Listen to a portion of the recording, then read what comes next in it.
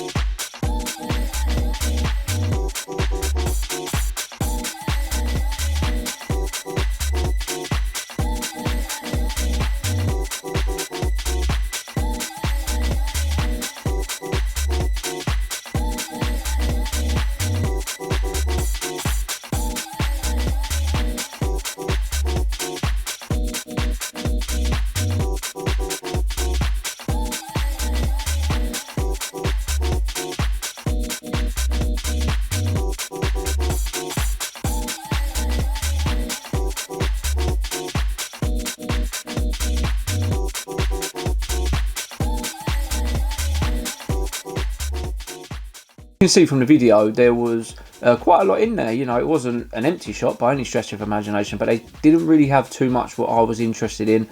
There was a few He-Man toys, you know, you could see odds and sods. There was some Turtles, there was some WWF or WWE, but nothing really that I was interested in until literally towards the end. I was just about to walk out and I found these. Now, obviously, Gremlins, me, Super Gremlins fan. I don't have these, and this is a sealed box of the Topps Gremlins 2, the new batch cards, as you can see, sealed. Now the box is a little bit battered, wear and tear. It is sealed. The original price on it is $19.95.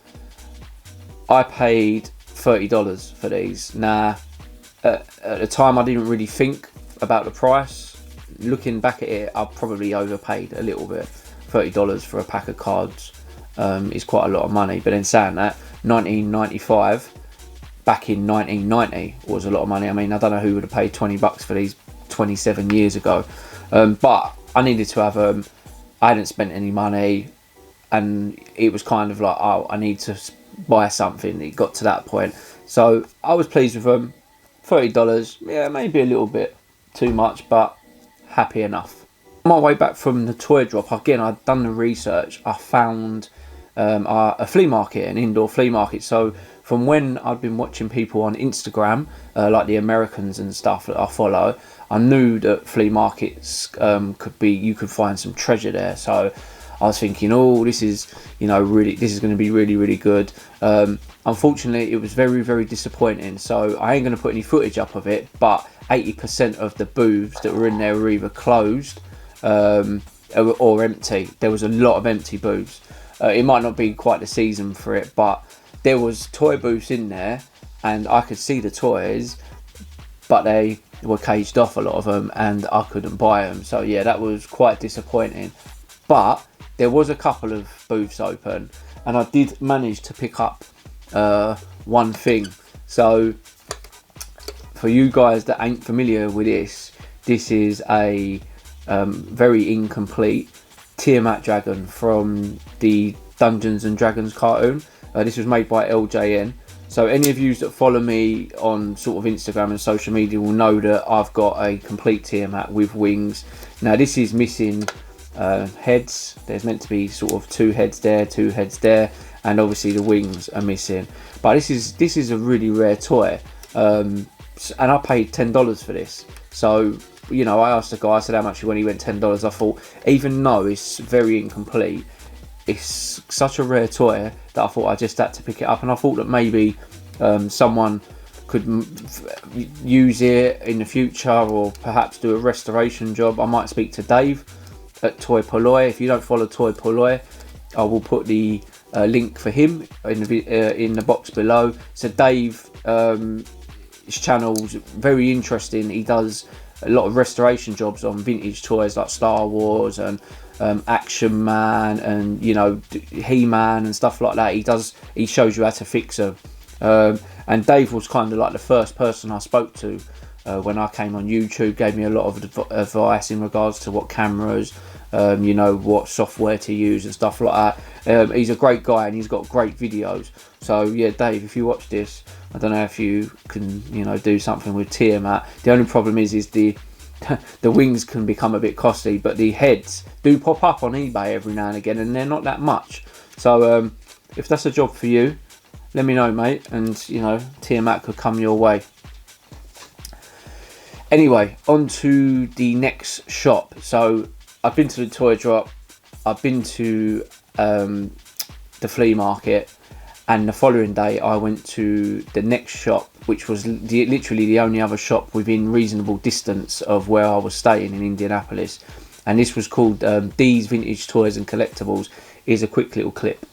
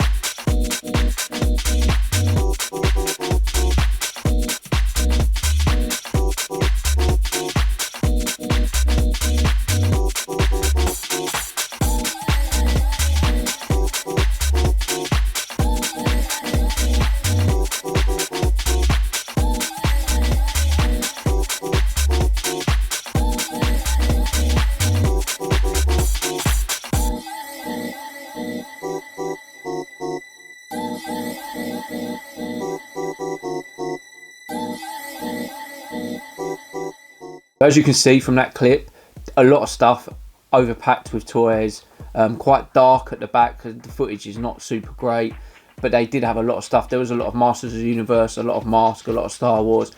A lot of the prices were in line with the UK, or they were more than the UK. So I didn't buy anything, unfortunately. The guy there, again, nice fella, but there was just nothing for me there.